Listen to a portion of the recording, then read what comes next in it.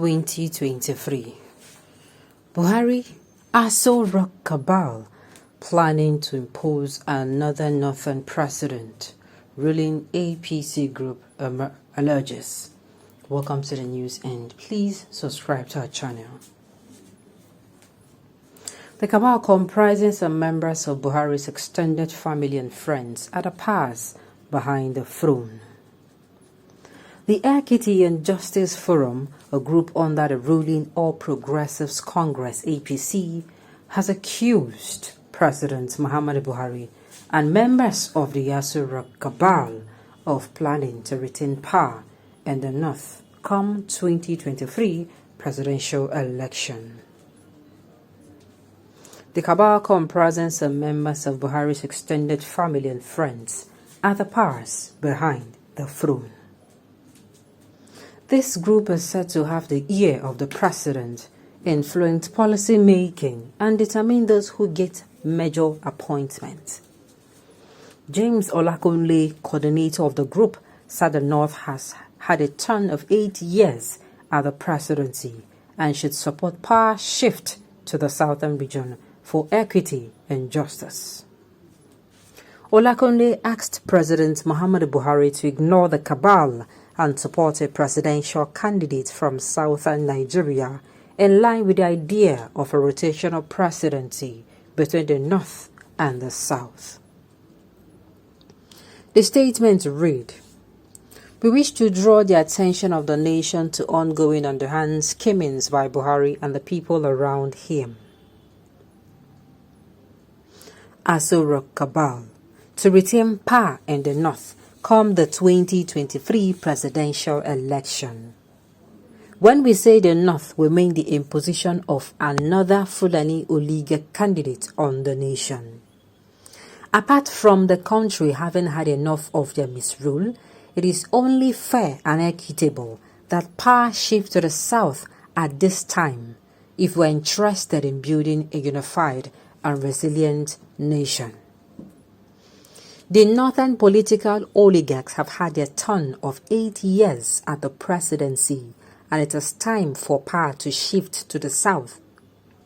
Some people who are being clever by half may argue that this is undemocratic, but in the Nigerian context, this is the only way to ensure equity and give all the parts of Nigeria a sense of belonging. Some of the opponents of power shift today were the most strident critics of Jonathan in 2011 and 2015, and their hobby horse was that power must shift to the North in order to complete the tenure of the late Musa Yar'Adua. It is a mark of the high level of dishonesty among the northern Fulani politicians that today many of them are lining up to contest for the same presidency after 8 years of Buhari regime. We believe that Buhari himself is a party to this scheme to retain power in the North. What is obvious is that the northern political oligarchy is not restricted by party affiliations in their bid to retain power, which means that if they cannot get what they want in APC, they will swing to PDP in order to get it. If you doubt this, please reflect on the import of the recent secretive consultation between Buhari and Tambowal, a declared presidential candidate of the opposition party, PDP. We are sounded as warning because any arrangement of foist and northerner on this nation will not augur well for the country.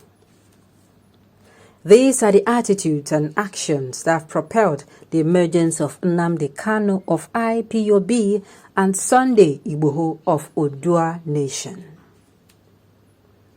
These schemes by the northern political oligarchy under the clandestine support of Buhari justify the agitations of IPOB, Odua Nation, and other proponents of separation, because no self-respecting person or people will agree to remain under the perpetual subjugation of another man.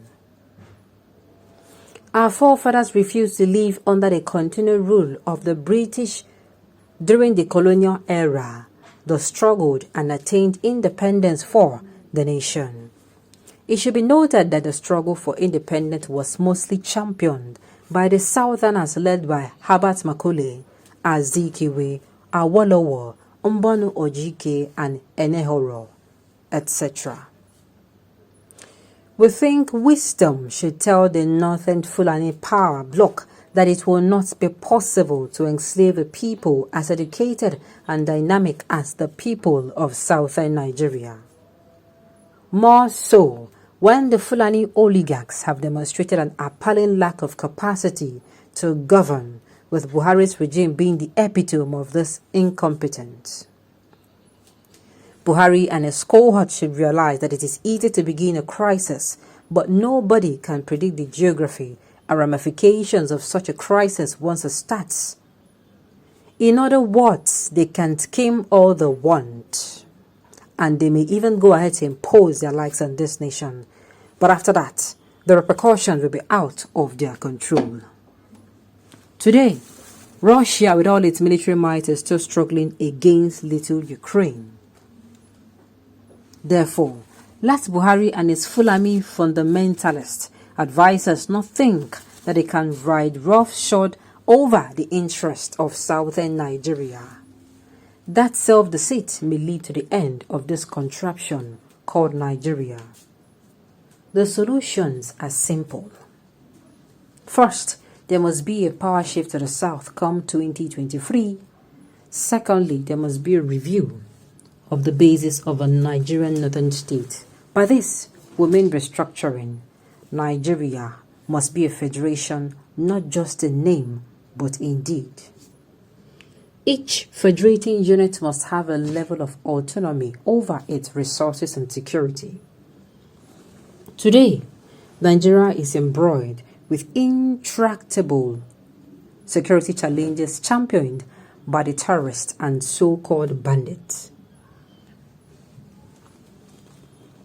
holding sway over large swaths of the north and some parts of the south. The Buhari administration has failed woefully in resolving these challenges, perhaps because these terrorists and Fulani bandits were allegedly imported by Buhari, El-Rufai, and others in order to make the country